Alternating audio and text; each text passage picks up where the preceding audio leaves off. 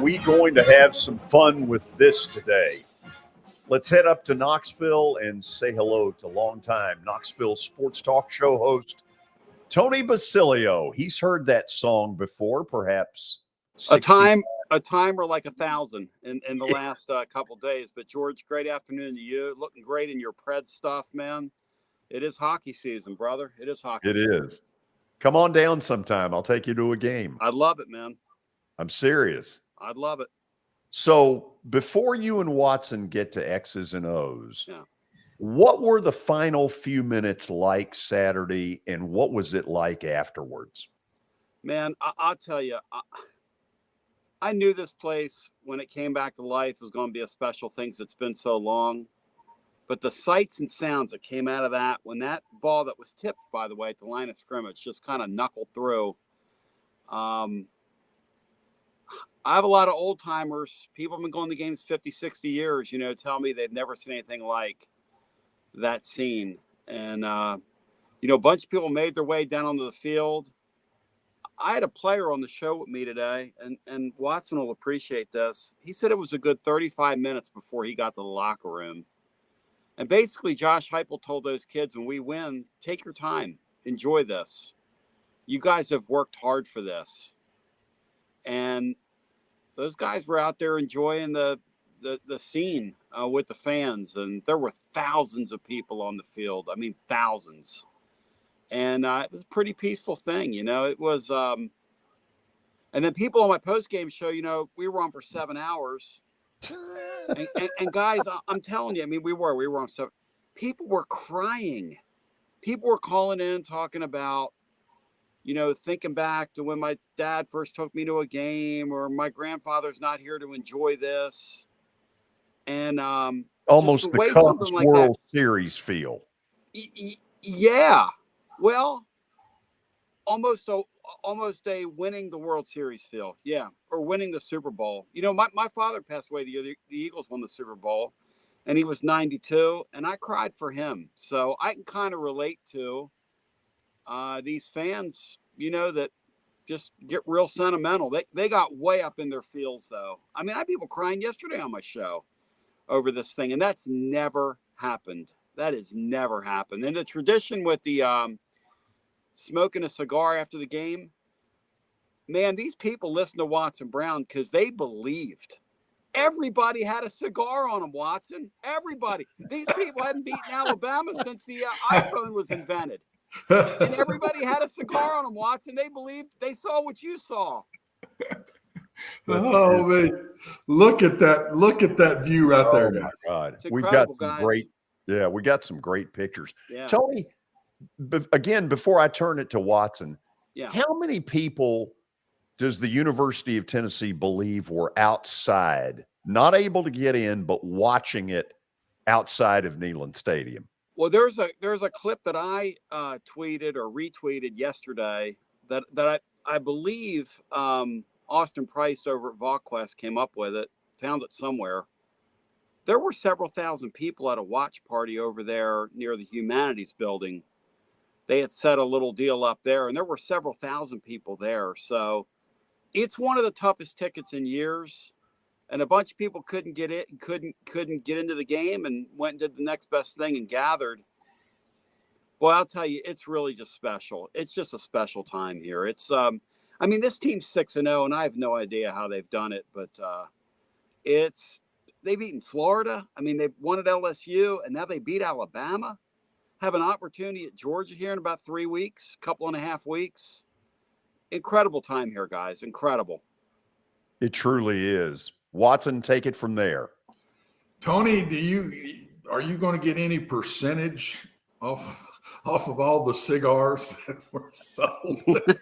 I mean, somebody is making a killing around Knoxville, Tennessee. I'm telling you.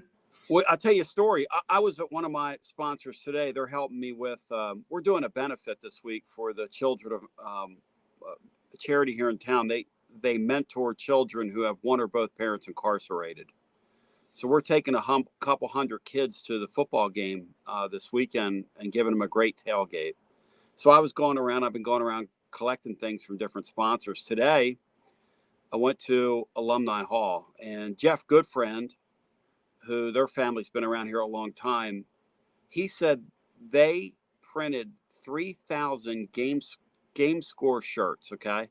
Game score with a little thing. He said they're really not, he said these things aren't really anything, kind of to write home about. People bought them immediately online. He said they never even made them to the stores. 3,000 of them. He said, I called my printer up. I said, can we print some more? And the printer said, I was up all night making those. I mean, what do you want me to do here? And that's what we're dealing with. That's what we're dealing with right now. This place is like in a just a frenzy. Love it. Tony, I said early in the week when we had an analysis on yesterday, I guess, right, George? It was about the game. And my first comment was, Alabama got out coached big time in this game. I mean, big time. And I've seen different quotes and comments from Coach Saban since, and we got to clean this up and this up and this up and say all you want. But Tennessee made the right decisions throughout the game, and Alabama, and aggressive decisions. And Alabama went the other way. They were very conservative through this game. And the discipline that was shown by Tennessee to Alabama in the game, I said yesterday, Alabama's saying, well, we lost because of the penalties. Well, the penalties were caused by Tennessee. I mean, Tennessee was rushing the passer with 5. Alabama wouldn't do it. They only rushed 4. Tennessee kept coming after them and even give up a big play. But here they'd come again, holding calls, just the pass interference. The quarterback stood back there for Tennessee the whole day, didn't get touched. And they're throwing it 20 and 30 yards down the field. And they got to hold them because they couldn't cover them. And then all those illegal procedure penalties came. That's the big orange crowd, 100%. The Neyland Stadium crowd Saturday had a lot to do with the win. I give it 10 points in the victory. So these penalties, 17 of them. Matter of fact, you and I text during the game about that. And the more I thought about it, I said, Tennessee caused these penalties. This wasn't undisciplined by Alabama. This is catching it on the chin a little bit and having to hold on for dear life. And how many times have they been in that position in the Saban era? Not very many. Because here's the thing. National championship games, usually, that's about it. Well, you warned me, and a couple other people warned me. This Bryce Young guy is unbelievable. Oh, he's like there are good players, there are great players, and then there are these people that are just above that. And this guy was like genius level because he doesn't have the type of athletes around him on offense that Hendon Hooker does, but yet he's just making plays, and he's fitting balls in windows. And he's finding, and he's doing magical things out there, keeping plays alive. Like you were talking about the pressure Tennessee got on him, and time after time after time, he evaded rush, he evaded this, and it wasn't like it wasn't like Tennessee was poor at the point of trying to get him on the ground. It was that they couldn't get a look at him. He was just so evasive, and sometimes you got to tip your cap to somebody, and even in victory. We were all pointing out that that's one of the great performances in the history of the stadium. That kid had one of the great performances in the history of the state, and Tennessee still beat them. And I agree with you, Watson. I think early in the game, when Nick Saban's deciding to kick field goals, he's playing 1990s football, man. Look, we're in a different age now. And I know those Bammers don't like hearing this, but your coach better adjust, or this guy in Knoxville is going to run him over.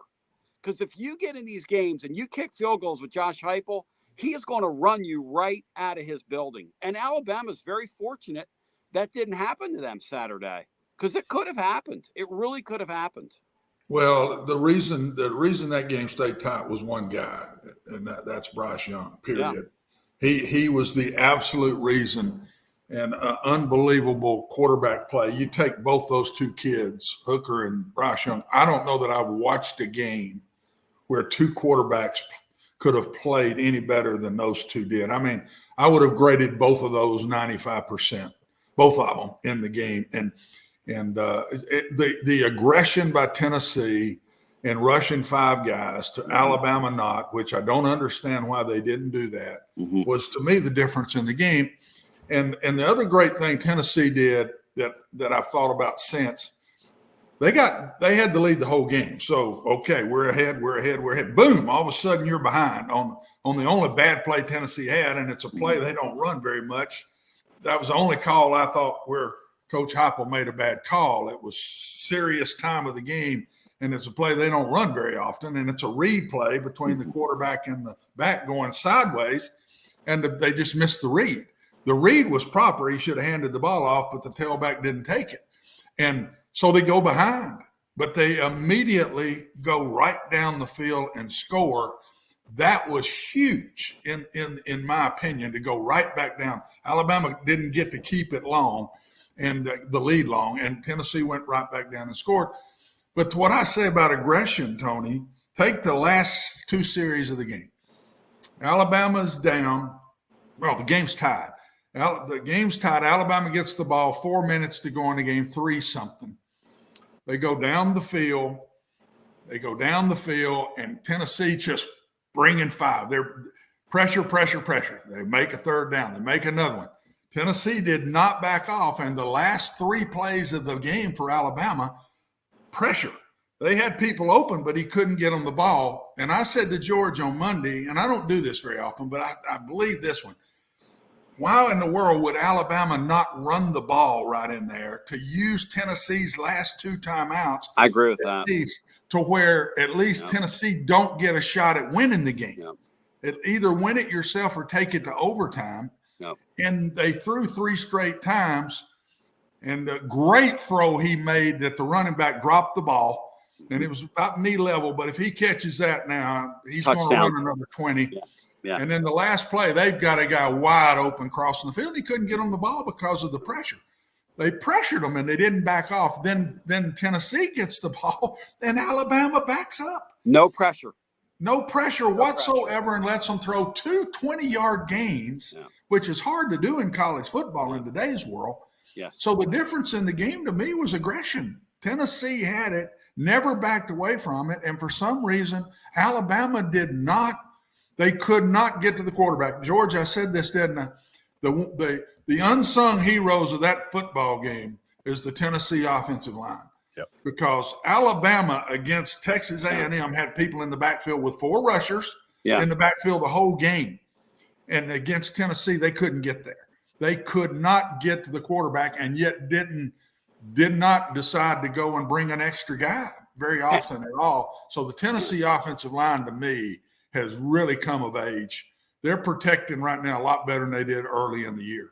Hey, guys, if Hyatt has burned me for 220 yards or whatever it was by this point, why am I not blitzing? Why am I not trying anything? I mean, you're going to throw a pass over my safeties anytime you want it. At one point, he had like 3 catches, 150 yards.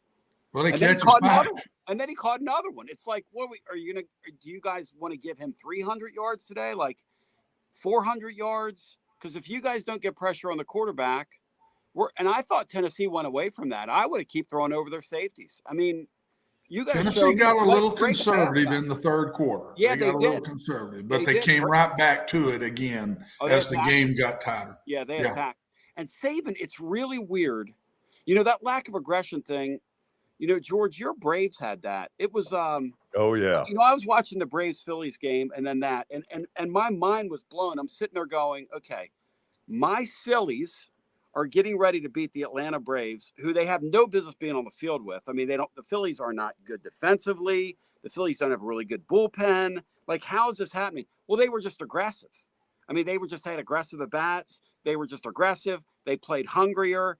And Tennessee turned right around and did the exact same thing. And then I watched Saban at the end in winning time. And Watson, you're so right. I mean, here they are. I mean, and this guy's a Hall of Fame first ballot, and every Hall of Fame you can put him in. But, man, the way they managed the end of that game, offensively and defensively, was all-time bad. No offense to him. It was all-time bad. It was really strange. It was almost like the Phillies were supposed to win, and the Vols were supposed to win. I mean, what other conclusion can you draw from that? By the way, the only place louder than Citizens Bank Park this weekend was your place. Yes. Yeah. I mean, my son That's right. goes to Penn, So I did a nice father thing for him. I said, surprise, I'm buying you tickets today. I want you to go to that Phillies game. And so he says, well, I want to watch the Vols. I said, you have a chance to go watch an elimination game in baseball and you're in the city?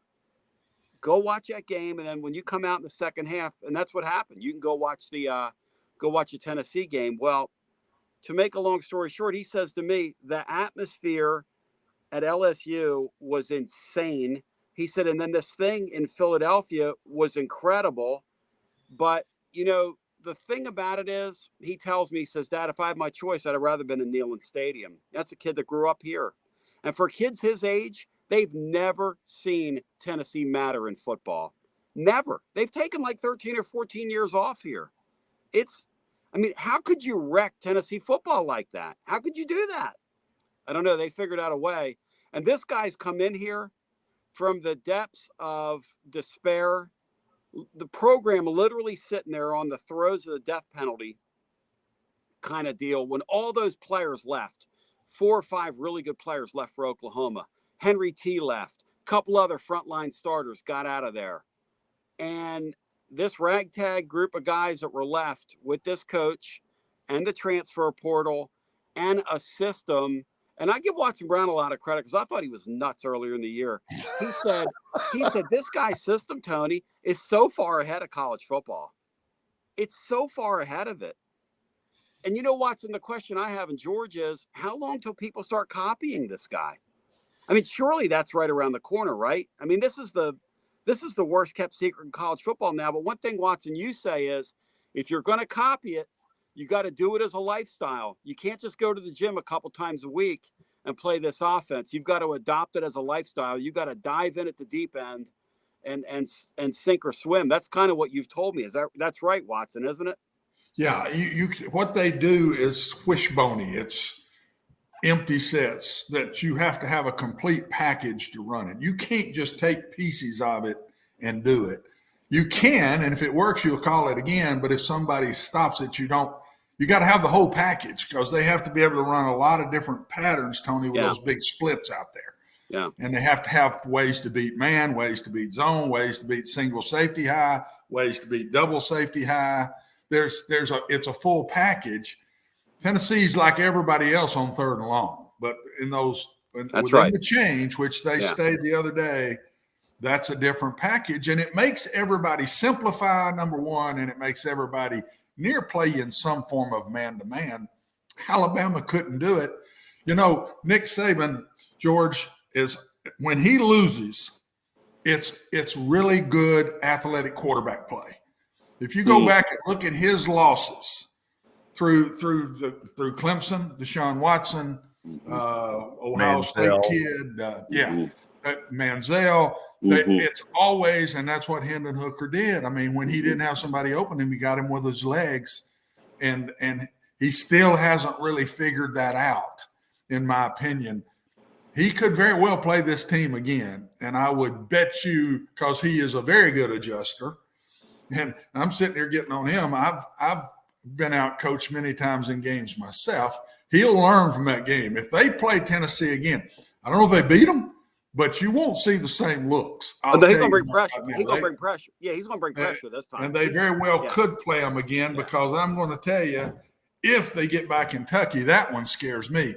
But if Tennessee gets by Kentucky, I don't know if Georgia can outscore them, guys. Here we go. I don't know if Georgia's offense is good enough to outscore them now. I'm telling you. Watson, don't do that to me. Look how tired I mean, seriously, look at me. I'm just think about it, both of you. I mean, nobody yet has stopped the Tennessee offense, and I don't know if Georgia can keep up. Alabama could because of one guy, and I said that all week. I said Alabama can score with them, but I don't know if Georgia can do that, fellas.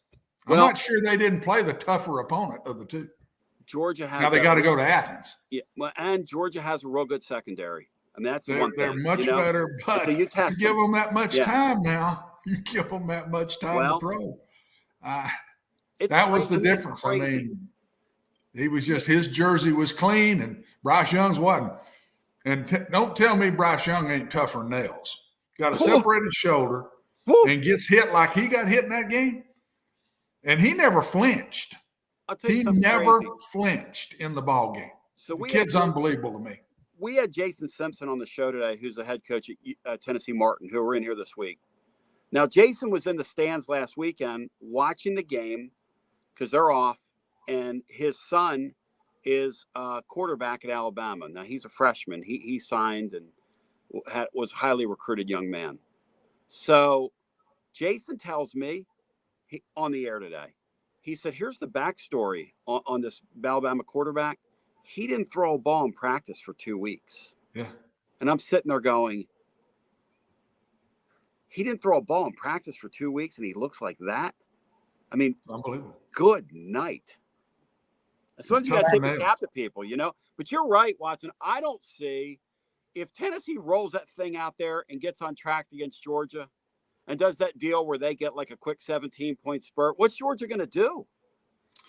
Well, 17 won't do it, but nobody's going to hold Tennessee. If they stay healthy, nobody's going to hold Tennessee under 30. It's going to be in the 30s. Yeah, I mean, like, and I just 17. Don't know if Georgia can score in the 30s in the big games. So I know we're getting ahead of it. And don't forget the Big Blue. I'm telling you, they're scary. That team, and they're going to catch Tennessee right. They're still patting themselves on the chest. Yep. They showed me something Saturday night now in that win against Mississippi State. That's a tough-minded bunch of kids, and they played the pass really well Saturday night. They made that Mississippi State offense look just meek as lambs, and so that one maybe scares me as much as the Georgia game does. Hey, Tony, let me ask you this. Even in our business, we do go to commercial breaks every once in a while. Can I ask you 2 questions after the break? Be glad to. You got time to do it? Be an honor, man. I'll hang out with you, sure. Tony Basilio sticks around for a few more minutes. This is Main Street Media Television. We are back. Ask Tony Basilio to stick around for a couple of more questions before we call this a night. Tony, I'm old enough, and you are too, to remember the run in 98 that resulted in the 99 national title. I remember the night they won it all. The Preds had played a 5:00 game, and I did one of your marathon post-game shows afterwards. You know, I also remember Clint Sterner with the fumble that helped Tennessee against Arkansas. I guess what I'm getting at, does this have for you a similar magic carpet ride feel to it? I mean, I'm trying so hard to stay away from that and just take this thing and enjoy it for what it is, because I don't want to throw undue weight on that coaching staff and those kids who have really accomplished a lot. I mean, this is the first team here that's won 4 top 25 games since 2001. A long time. And they've really done a lot. I mean, they had an 8 win total. They're sitting there at 6-0, but 8 was the Vegas win total. But to be honest with you, one of the other teams in 98 that was undefeated through the whole season was UCLA. Another team that was pretty good that year was Syracuse, and they're undefeated. I mean, it's weird. What is UCLA doing unbeaten right now? Would somebody please tell me this? You know what they're doing? They've got an offense. They've got an offense that challenges everybody and puts all kinds of stress on defenses with a veteran quarterback. Same thing Tennessee's doing. And that's what they're doing. And that's the game right now. I mean, UCLA's undefeated. Like, they play Oregon this week. If they win, George, I'm going to start to think this is 98. We're like in a time warp or something. Yeah. It's really strange. It's really strange. Yeah, it is really weird. Yeah, it really is. We know Hooker is going to get invited to New York when this is all over. Whether Tennessee is in the playoffs or whatever, there's going to be this celebration at the end for him. Do you think it's now? I asked Watson this. Do you think it's down to him, Bryce Young, and Stroud? Probably. And the Stroud guy, I mean, I hate to say this, but when they play offense, it looks like they're playing a different game. Now, they're about to get tested, obviously. Michigan, Penn State coming up on their schedule. You know, the thing I wonder about those three guys, and I don't know any other way to say this than just to say it is it the same sport in the Big Ten that it is in the Southeastern Conference? I mean, the Big Ten top-end teams are pretty good. We know that. But week in and week out, where you really get more tested? Who gets more tested? How do you compare? I mean, those two leagues, I don't know.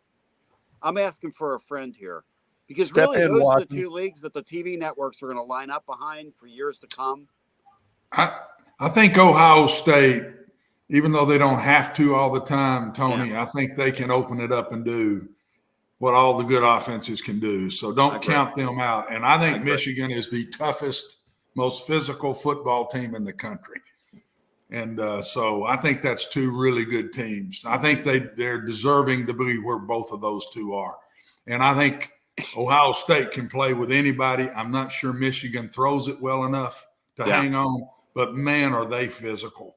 I mean, they just pummeled Penn State. They beat the fool out of them and just old-timey knock you down, get up, and you want it again. And Penn State kind of waved that old white flag, man. They did.